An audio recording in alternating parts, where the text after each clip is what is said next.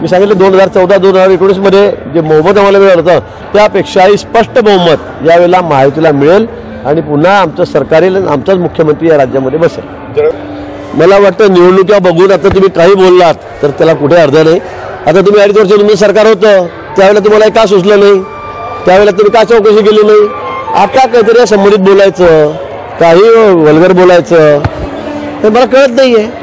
तुमचं सरकार 2.5 वर्ष होतं, तुम्ही मुख्यमंत्री होतात उद्धवजी, जयंतराव तुम्ही मंत्री होतात, जलसंपदा खात्याचे मंत्री होता तुम्ही, त्यावेळेला का नाही बोलले, त्यावेळेला का नाही फाईल समोर आणलं कुठे सही झाली आणि काय चुकीचं केलंय म्हणून।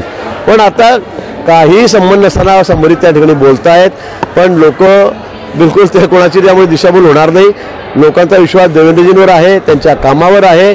जयंतराव तुम्ही आता काही बागा मारल्यात, काही बाता मारल्यात तर त्याचा काही उपयोग होणार नाही। माझा मतदारांवर पूर्ण विश्वास आहे आणि त्यांचा माझ्यावर आहे।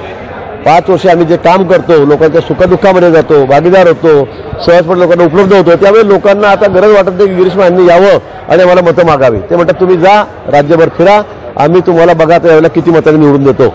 निवडणुकीचा निकाल 23 तारखेला येईल, त्यावेळेला आपल्याला कळेल की किती मताधिक्याने मला त्या ठिकाणी आमच्या लोकांनी, जनतेने, मतदारांनी, कार्यकर्त्यांनी निवडून दिलेला आहे। कैलास कोडी यांचा रिपोर्ट, माझा आवाज लाईव्ह, मुक्ताईनगर।